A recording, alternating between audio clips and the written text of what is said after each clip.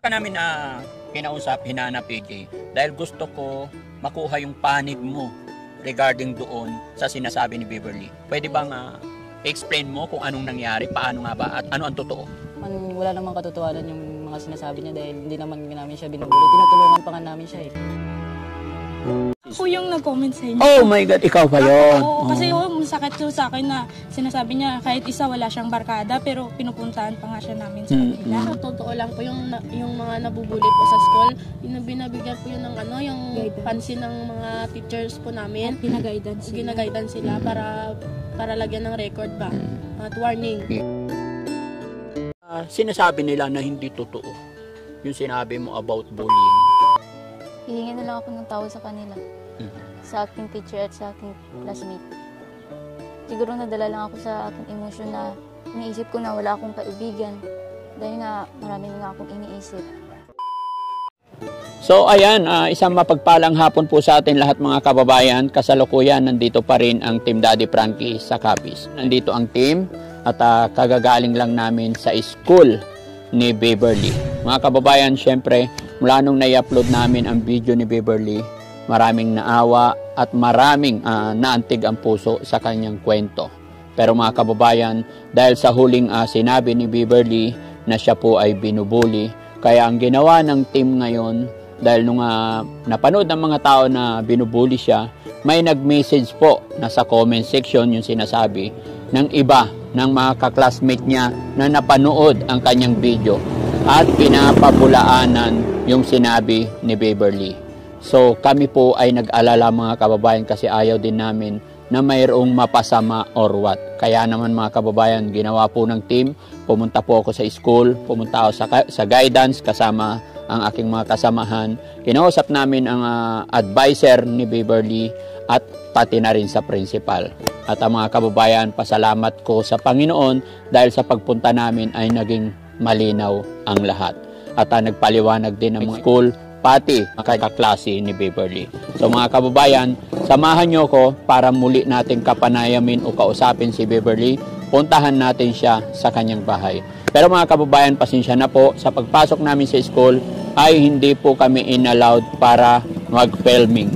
Hindi kami nakapag-video for privacy na rin po. So ang gusto lang namin dito mga kababayan is ayaw nga po namin may masaktan or makapanakit. Kaya mga kababayan, para maging malinaw ang lahat, panoorin nyo po ito at samahan nyo po ako.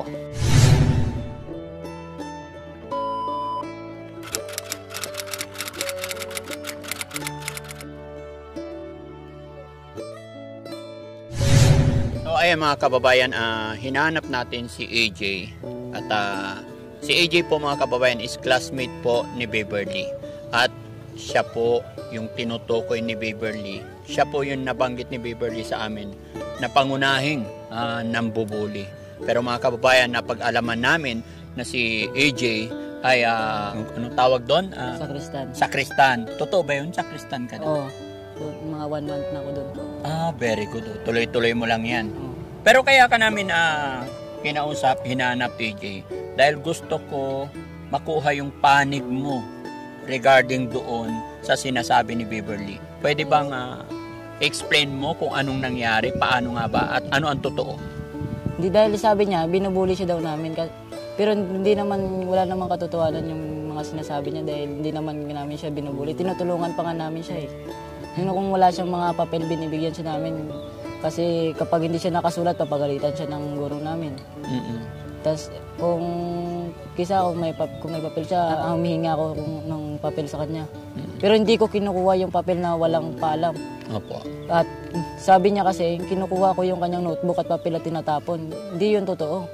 Kasi may sumabi sa akin na ako daw kumuha ng kanyang papel at binubuli ko siya. Pero wala naman katotohanan doon kasi, pero tahimik siya, wala may gumagalaw sa kanya kasi baka pagalitan kami ng guro namin kapag binuli namin siya at ipa-guidance kami. Pero nagtataka lang ako, sa tingin mo, ano ang reason bakit ikaw ang binanggit ni Beverly? Hindi ko nga alam, siguro yung sa math kina Ma'am nung pinabilang siya ng number yung hindi siya nakabilang. Nung nagtawa lang ako. Pero sabi niya sa guro namin, sinabihan ko siya daw ng bobo, pero hindi naman ako sumabi sa kanya. Madami akong kasama doon. Tinanong namin, hindi naman totoo. Okay. Sige. Isa pang tanong, AJ. Ano sa tingin mo, pagkakakilala mo? Kasi classmate mo siya eh. Sa tingin mo, anong attitude meron si Beverly? Mabait naman siya at tahimik. Ang ano lang sa kanya, kasi pag tinutok siya sa hindi siya nagre-recite. Kasi hindi niya maintindihan yung mga salita kasi hindi siya pumapasok sa paaralan. At kung pumasok man siya, hindi naman siya makaano kasi bumabantay siya sa kapatid niya, hindi niya mapukusan yung pag-aaral niya. Okay. So, ayan mga kababayan, maiksing pakikipag-usap lang kay AJ para malaman din natin yung side ng school at side ng mga bata na tinutukoy ni Beverly. Okay AJ, at least naging maliwanag din sa amin para nakuha rin namin yung panig ninyo, no? Kasi pangit naman na one-sided lang. Okay? AJ, naka-video ito. Okay lang ba na isama namin sa video namin para maging maliwanag sa lahat? Okay lang. Okay na. Nakahimin na po ako ng payo sa aking mga magulang. Alam na rin ng magulang mo. Okay. Kasi mga kababayan, nung pumunta kami sa school, sinabihan namin siya at ipapaalam din sa kanyang magulang. Kaya may parents consent din po ang pag-interview namin kay AJ. Kaya AJ, thank you so much. God bless.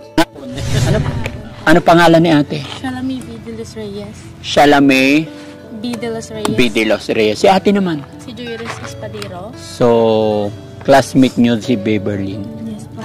Barkada po. Barkada po, super po namin siya. So ibig sabihin close friend nyo siya? As in, pinupuntahan nga po namin siya sa kanilang bahay para lang makasabay siya sa pag-aaral at mabigyan siya ng assignment na hindi niya nagawa. Okay. Ngayon, alam nyo ba kung anong reason bakit gusto ko kayo makausap? May idea na kayo? Hindi. Okay, may idea. Okay, good. Sige nga, anong masasabi nyo doon? Kasi gusto ko maging fair kung ano ba talaga ang totoo, which is galing na nga ako sa school ninyo at pero gusto ko pa rin sa mga classmate niya mismo kung ano yung totoo. Pwede bang sabihin nyo sa akin? Yung totoo, hindi yung tama yung sinasabi niya, nagsinungaling ho siya. Kasi andito naman ho kami na nagbibigay sa kanya ng assignment, tapos hindi ho siya binubuli.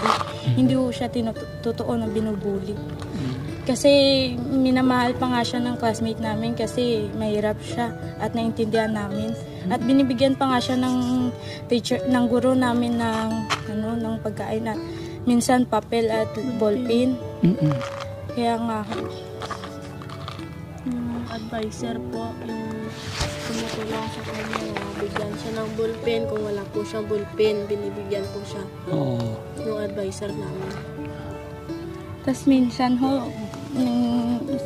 pag binibigyan ako ng malaking baon ng papa ko, hinahati ko na lang ho sa kanya para may pang baon din siya. Napakabait mo naman. Pero sa tingin mo, bakit nasabi ni Beverly yung bagay na yun, na binubuli siya, which is hindi naman totoo? Siguro sa feeling niya lang yun na wala siyang barkada. Hindi ho yun totoo, dito kami na nagmamahal sa kanya bilang barkada niya. Meron pa yung nag-sim-vibe sa kanya doon, yung kaklase rin namin. Nagsisim-vibe lang sa kanya, yung gusto niya, yung tumatawa rin.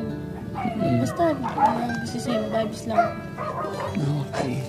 Yung lalaking sinasabi niyang inaano yung papel niya, hindi ho yung totoo. Ang ibig sabihin noon niya, binibigyan siya ng papel. Pero napanood nyo naman yung video, Oo, andito pa nga sa Opo, kasi talagang kahit kami nagulat ako. Yun lang. Kaya gumawa ako ng paraan na makausap kayo at pumunta sa school dahil nabasa ko sa comment section na hindi totoo. May nag-message. Ako yung nag-comment sa inyo. Oh my God, ikaw ba yun? Kasi masakit sa akin na sinasabi niya kahit isa wala siyang barkada pero pinupuntahan pa nga siya namin sa kanila. Tapos pag nagbabakasyon nga kami dito sa beach na to, sa classmate namin dyan na may beach. Sa baybay namin. Libre yung cottage. sinasama siya namin para makapag-enjoy siya at para makapag-ano siya sa mama niya na hindi na siya. Kasi siya na lang yung siya yung nagbabantay sa kanya. Siya na lang yung pag-asa ng pamilya nila para makaahon sa hirap. Oo. At gusto, yung totoo nga, yung gusto niya nga yung maguntat sa pag-eskwela. Gusto niya magpunta sa Manila. Gusto niya na magtrabaho. Sabi ko sa kanya, yung wag siya kasi malapit na lang yung tapusan. Gusto ko nga, wag siyang umalis ng Manila kasi baka maputol yung namin. Nagsabi siya, gusto na rin niya pumunta ng Maynila. Oo, bumili na nga siya ng ticket nung nakarang Sabado. Kasi gusto niya na talagang pumunta ng Maynila para magtrabaho kasi yung nag-aaral kami, doon ako kumakain sa kanilang bahay. Nakita ko yung bahay nila at nawa naman ako. Tapos wala silang ulam. Tapos yung pinag-absent siya kasi walang magbabantay sa kapatid siya niya. na lang kasi yung mama niya araw-araw umalis.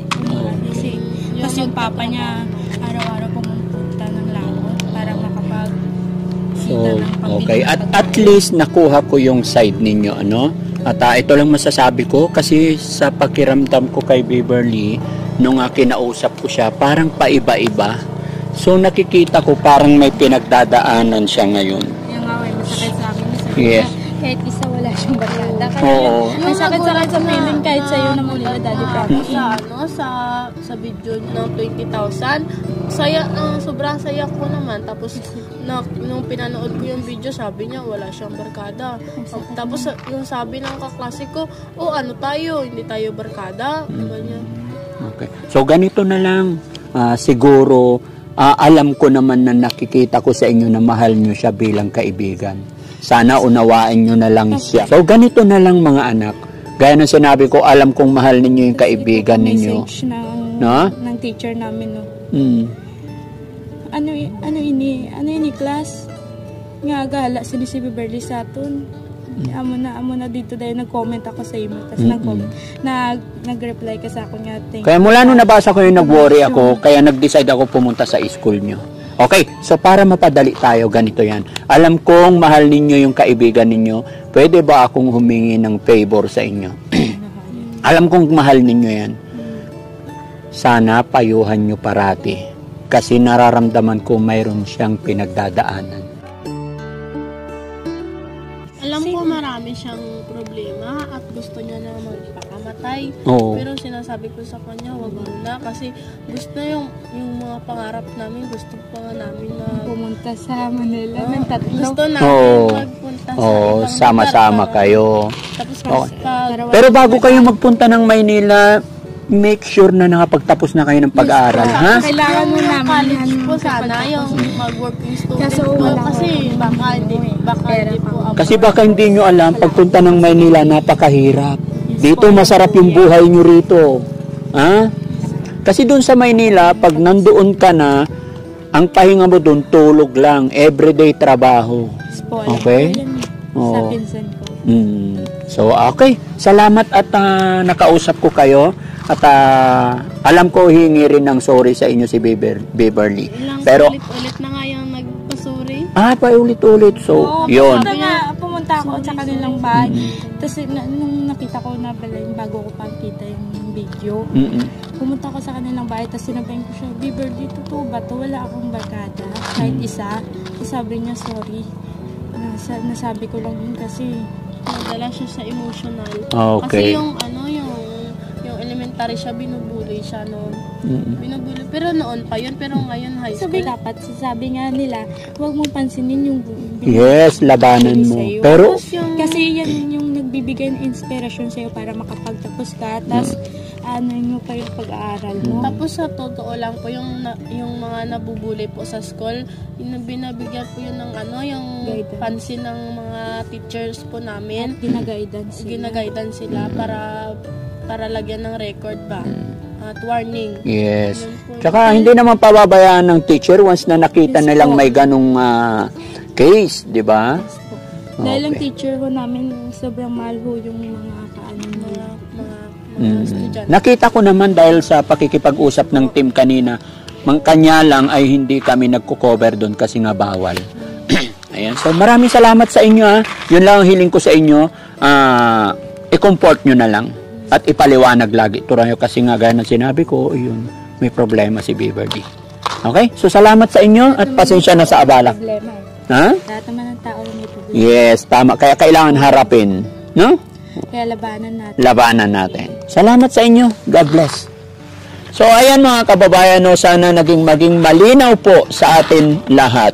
Ayan, at sana maunawain natin at sa mga nasaktan po ni Beverly or na-open sa kanyang sinabi is ako na rin po ang humihingi ng dispensa dahil sa nabitawang salita ni Beverly.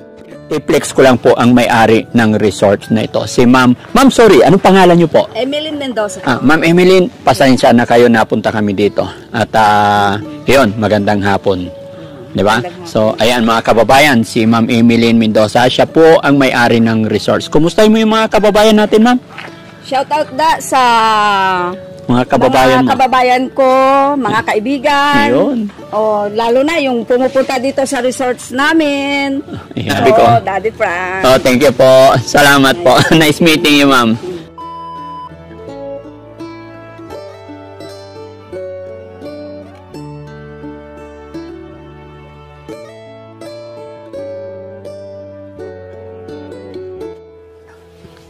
Ay, magandang hapon po. Tay, magandang hapon. Andyan ba si Beverly? Ay, pwede siyang makausap? Tay, kayo po ba yung yung tatay ni Beverly? Magandang hapon, sir. Ano pangalan niyo po? Elmer.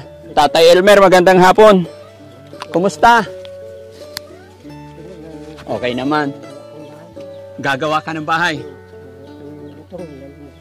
Bibili ka kawayan. Okay. Si Beverly tay, gusto sana namin makausap. Ayan, dito, pasok tayo, baka malaglag. Tamang-tama, andito.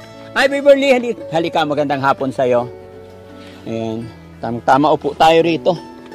Para mapag-usap tayo.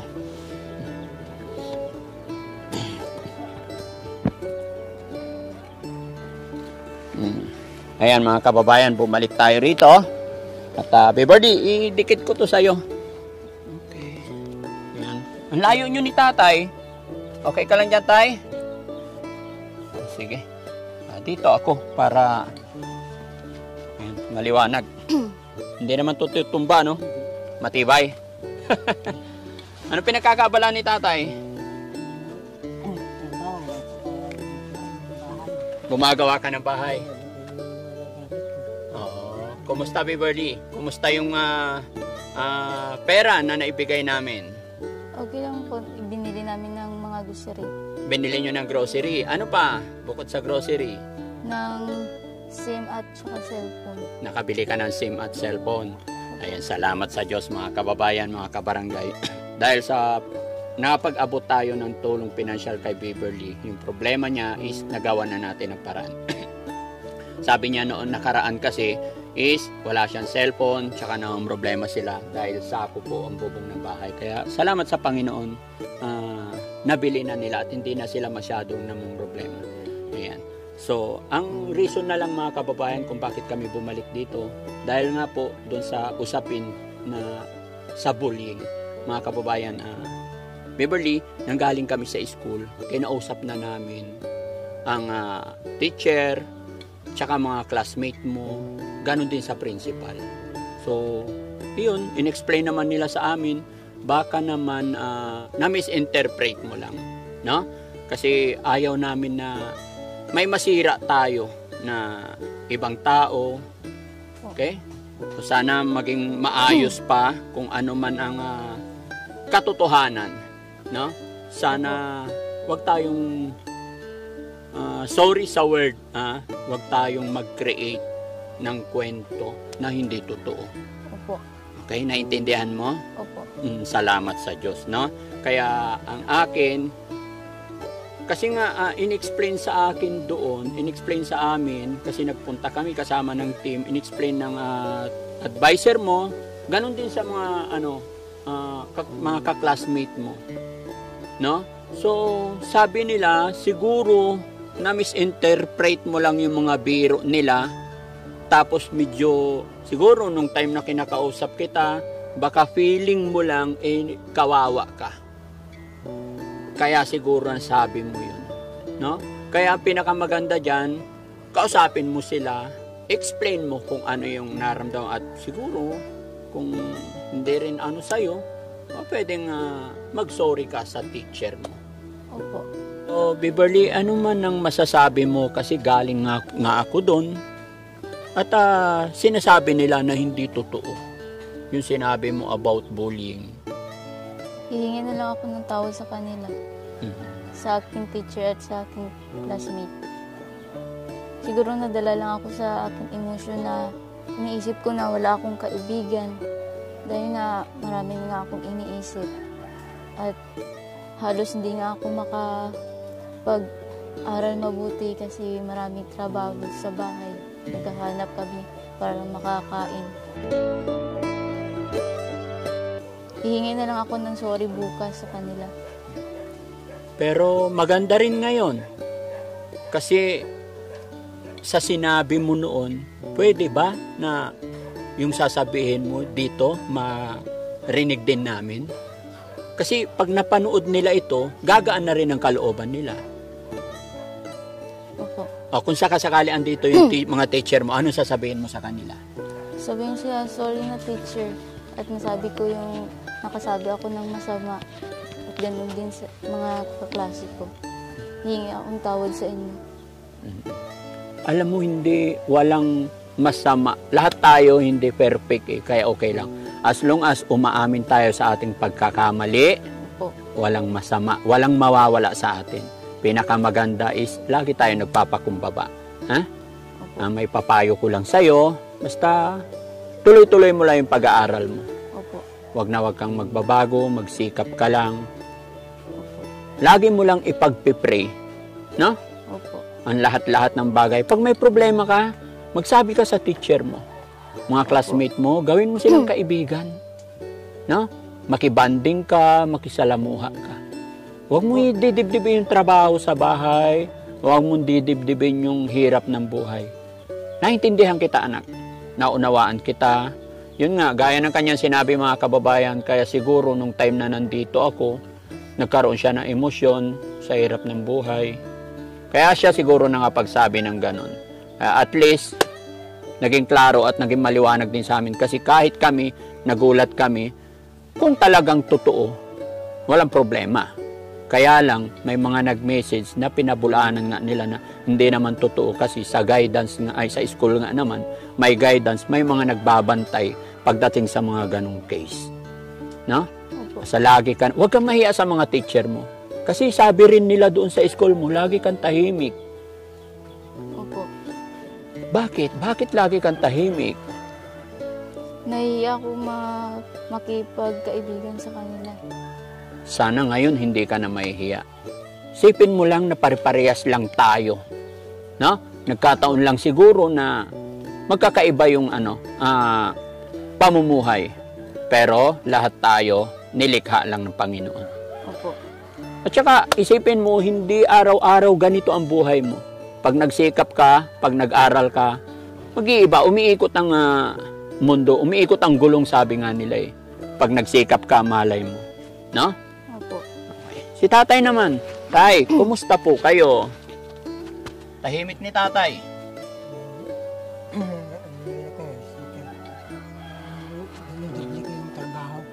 Dinudoble mo yung trabaho mo. Trabaho, yung bahay, naisip ako kung paano tumalo yung bahay na maganda eh. Nag-iisip ka kung paano mapaganda. Kasi tutulong sa akin itong bahay na ito. Naghahanap ka ng katulong paano gumawa. Tutulong sa akin, kasalamat ako. Pero alam mong gumawa ng bahay. Sinong gumawa ito? Takulan, patulong ako ng paggawa ng balayan dito. Nagpapatulong. Pero ako ang tatapos ko. Ikaw na magtatapos. Ibig sabihin yung ulo. Oo, yung kabuuan.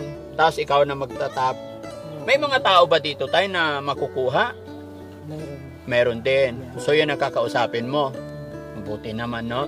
So ayan mga kababayan, no, regarding naman dun sa 20,000 na binigay ko kay Beverly, nakabili na po siya ng cellphone niya, napagbili rin sila ng bigas, grocery, gamit ng mga anak pagkain, at saka pinakamaganda, nakabili rin sila ng yero na kanilang ipapalit nga sa bubong. At tapos tayo, saan pala ang asawa niyo, mama mo? Sa loob. Nandyan. Pwede tawagin? Opo. Sige, tawagin natin. Ma? Yan. Sige, paupuin natin yan. Hello, Nay. Magandang hapon po. Maabala namin kayo, Nay. Pwede ba tabi kayo ni Beverly, Nay? Dito pala nanay eh. Sorry naman, it's my fault. Hindi ko natanong. Ayan. Kumusta si nanay? Maganda pa rin. Ano pangalan ni nanay? Sorry? Jinky Severino. Jinky Severino. Kumusta, Nay? Walang trabaho? Walang trabaho ngayon? Ano naman ang pinagkakabala ni nanay? Labada. At naglalaba. Okay. Ilang taon na kayo? 32. 33. Bata pa. O ayan ay, nandito kami nung una. Ay wala kayo dito nung pumunta kami. Kaya lang medyo nagkaroon lang ng maliit na problema. Kaya kami bumalik ulit. No? Galing kami doon sa school, inaayos namin yung regarding kay Beverly. No? Kaya pasensya na kayo. No? Oo. Ano na masasabi mo, Nay, regarding kay Beverly? Ano lang niya pag-eskwela, tapusin niya lang niya pag-eskwela. Tapusin niya. Suportahan niyo lang siya, Nay. Nararamdaman niyo ba, Nay, na parang may problema lagi si Beverly? Wala naman. Wala naman. Kasi sinasabi niya sa akin, Nay, na iisip siya sa hirap ng buhay, tapos laging maraming gawain sa bahay. Tulungin siya na bata. Matulungin siya na bata. Kaya naiisip niya yung mga gawain. Okay. Pero syempre bata pa naman si nanay, no? Malakas pa naman. Malakas pa. Okay. No? Pero ano man, Beverly, kailangan mas priority mo pa rin yung pag-aaral mo, ha? Opo. Napakagandang pakinggan, masarap. Proud ako sa iyo na iniisip mo yung gawaing bahay. Iniisip mo yung pamilya mo, nanay, tatay mo. Pero kung gusto mo talaga na mas makakatulong pa, i-priority mo yung pag-aaral mo, no? Kasi pag napagtapos ka ng pag-aaral, nagkaroon ka ng magandang trabaho, matutulungan mo ang magulang mo later on. Diba? Kasi alam mo naman, napakahirap maghanap ng trabaho pag hindi tayo nakapagtapos. Pinaka-importante yung pinag-aralan, yung diploma. Opo. No? Yung degree natin. Okay? Opo. Kaya kung ano man, yung mga gumugulo sa isip mo, huwag kang magpapatalo. No? At saka gaya ng usapan natin regarding sa school, huwag mo nang ulitin yun. Opo. Huwag ka nang magkikreate ng kwento. Bago mo sabihin, pag-aralan mo muna maigi. Ano? Opo. Huwag kang mag-alala. Andito lang kami, andito si Daddy Frankie. Hopefully, makakabalik pa kami dito para makita yung kalagayan mo. Sorry, Daddy Frankie, at nakasabi ako ng masama. Hindi ko na uulitin. Hihingi na ako ng tawad sa kanila.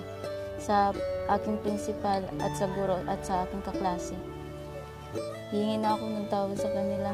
Hindi ko naman akalain na yun ang nasabi ko. Akala ko tama ako, yung pala hindi naman tama.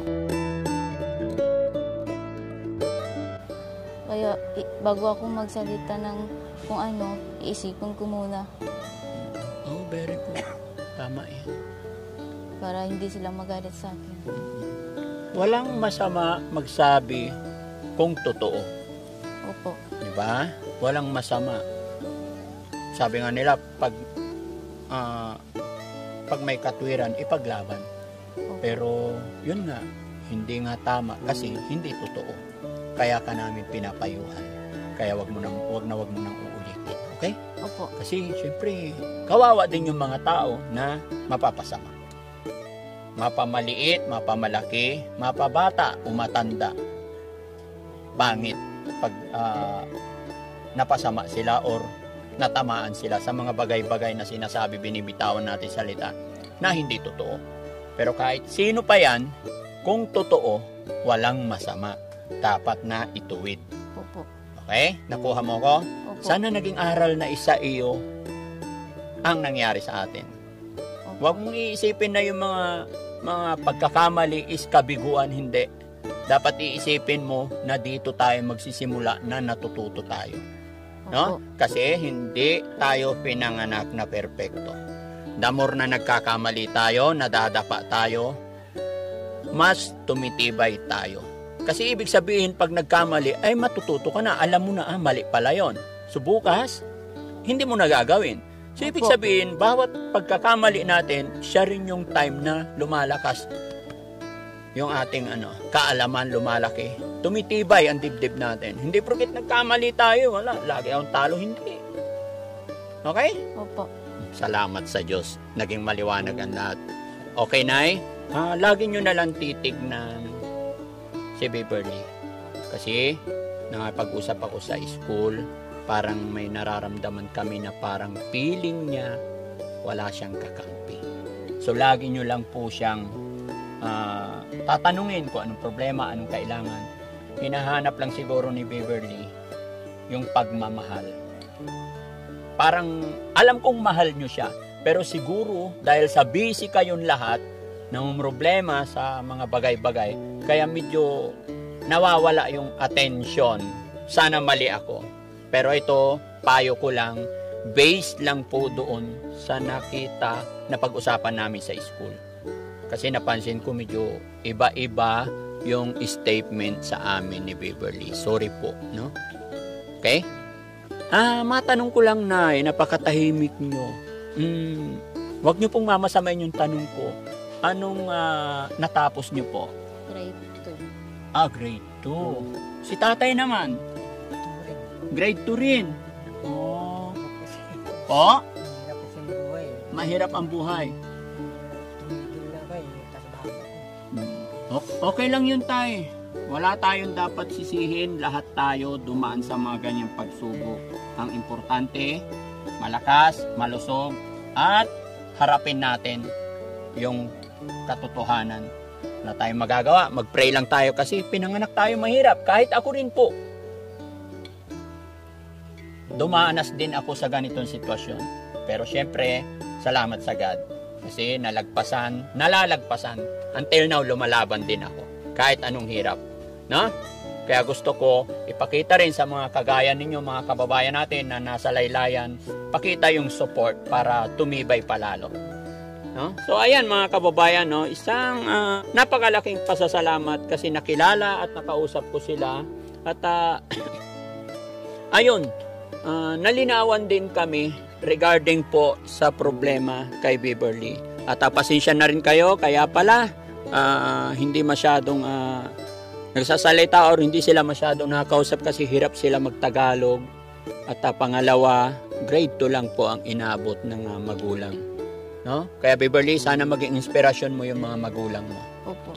At syempre mga kababayan, bago po tuluyang matapos ang bidyong ito, ako muna ay magpapasalamat sa mga teacher na nakaharap namin at nakausap namin. Maraming salamat. Lalong-lalo na po sa kanilang principal. Ayan, napakabait nyo po. Hindi ko akalain na napakainit ang pagtanggap nila kay Daddy Frankie sa lugar ng Capiz. Mga kababayan, kaya maraming salamat. At syempre, pasasalamatan ko rin yung mga tao na dahilan kung bakit natagpuan namin at kung bakit nakilala namin ang pamilya na ito. Mga kababayan, syempre, babanggitin ko lang, pasalamatan unang-una ang mayor ng bayan na ito, si Mayor Felipe in Yap. Ayan. At saka si Vice Mayor RJ Yap. Ayan. At ang kanilang barangay captain, Rolando Yu Unasin. Ayan. At syempre, sa mga staff ng barangay, hindi ko na sila maisa-isa. dahil hindi ko natanong na rin ang pangalan. Ayan, mga BHW, mga CBO, lahat din ng kanilang mga barangay kagawad, barangay official. Lahat po, lubos pusong nagpapasalamat si Daddy Frankie sa inyo. Once again, magandang hapon and God bless.